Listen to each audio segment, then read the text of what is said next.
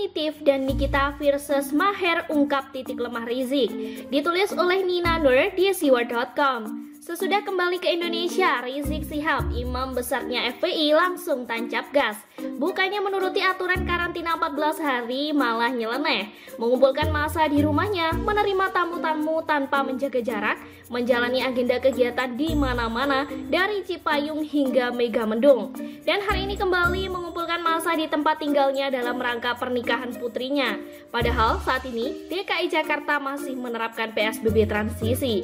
Saya sudah dalam tahap tidak peduli dengan orang-orang yang dikumpulkan Rizik itu. Mau jadi klaster corona baru kek, mau jadi keluarganya kena COVID kek, terserah dah.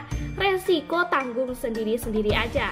Pemprov DKI saja tidak melarang kan, tidak membubarkan, tidak merazia masker kan? Ya udah, kita paham kok sama kelakuan Rizik ini. Dia sedang menggertak dan memancing pemerintah, sedang petantang petenteng sama pemerintah pusat. So of course gitulah, memperlihatkan banyaknya pengikutnya, memperlihatkan popularitasnya, bagaimana dia dielu-elukan oleh warga masyarakat pemujanya sehingga bikin macet Tebet, Puncak, dan Petamburan. Ya, emang strateginya begitu, memperlihatkan kekuatan sambil memancing untuk ditangkap oleh pemerintah. Ya, saya tahu bahwa soal ini menimbulkan ketidakpuasan publik terhadap pemerintah. Bahkan Nikita yang berani plus-plus sekarang sudah mulai diusung jadi Capres 2024. I know how you feel guys, karena saya juga merasakan hal sama, gregetan, gemes. Tapi saya berusaha menalarnya. Oke, nanti di tulisan lain kita akan bahas lagi soal langkah pemerintah yang tepat buat Rizik. Di dalam tulisan ini fokus kita adalah membongkar titik lemah Rizik. Saat ini Rizik terlihat formidable, nampak kuat, intimidatif, ditakuti dan tak terkalahkan. Tapi mulai terbongkar apa yang sebenarnya dia takuti, yang ternyata adalah kasus-kasus hukumnya. Sebagai orang yang pernah 2 kali di penjara, Rizik sudah tahu kekuatan kasus-kasus hukumnya itu.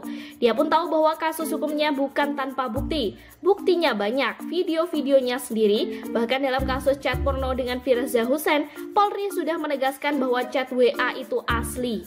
Oleh sebab itu Rizik dalam ceramahnya yang disiarkan di YouTube menyebut lagi rekonsiliasi. Dia menyatakan siap melakukan rekonsiliasi dengan pemerintah dengan syarat menyediakan kriminalisasi, meminta dibebaskan Abu Bakar Bashir, Bahar Smith, dan para tokoh KANI. Meminta pemerintah menyetop kriminalisasi ulama termasuk dirinya sendiri, gitu kan? Bahkan Rizik mengancam akan adanya revolusi berdarah jika pemerintah tidak mau rekonsiliasi. Ya, bilang aja mau semua kasus hukumnya di stop. Emangnya Rizik capres lawan Jokowi dalam Pilpres 2019 silam? Kan bukan. Para elit politik di negara ini sudah melakukan rekonsiliasi kok. Ketika Prabowo bertemu Jokowi di MRT, itu sudah selesai di sana. Sementara Rizik ini siapa? Ex-narapidana yang sekarang punya beberapa kasus hukum di kepolisian. Ini fakta kan? Ketika media Australia menayangkan sebuah artikel dengan judul Porn Kognitif Rizik Syihab Returns to Lodge Indonesia Moral Revolution, jutaan netizen plus 62 pun ngakak. Walaupun sekarang judul artikel itu sudah dikoreksi dengan kata ex-porn kognitif, ya tetap aja noda hitam itu tak akan mudah luntur. Apa kata pihak Rizik? Diwakili pengacaranya, Damai Hari Lubies, dia hanya bisa menyebut bahwa pers Australia norak tanpa bisa menghapus judul berita itu. Terhadap Henry Yosodiningrat yang mempertanyakan laporan agar ditindaklanjuti Polri, pengacara Rizik juga terlihat keder. Dia meminta Henry untuk mencabut laporannya. Kenapa? Jadinya kan terkesan takut sama laporan Henry Yoso, bener nggak? Apalagi yang mengungkap titik lemah Rizik, tidak lain adalah masih saja ramai di medsos dan di berita. Perseteruan Nikita Mirzani dengan Maher Attua Ilibi menanggapi perseteruan ini bukannya mendukung Maher.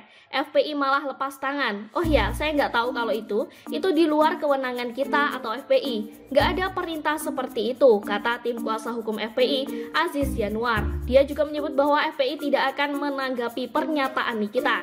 Itu kan sampah, jadi sampah nggak usah ditanggepin, kata dia. Nah, kembali terungkap seperti halnya laporan Henry Yoso, FPI tidak mau menambah-nambahkan kasus hukum Rizik karena kasus-kasus hukum yang ada sekarang saja masih ada.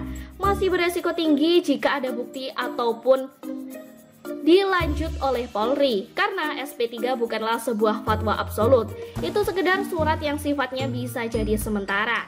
Bisa dibilang nasib Rizik sebenarnya ada di tangan Polri. Rizik tahu, pengacaranya tahu, dan rakyat Indonesia juga harusnya tahu. Pak Mahfud MD pastinya lebih tahu dong. Jadi kalau Pak Mahfud ini masih diem bukan berarti nggak pegang kartu asnya ya. Sekian dulu berita hari ini. Jangan lupa di like, komen, dan subscribe agar Anda tidak ketinggalan informasi menarik dan terupdate lainnya dari channel Daily News.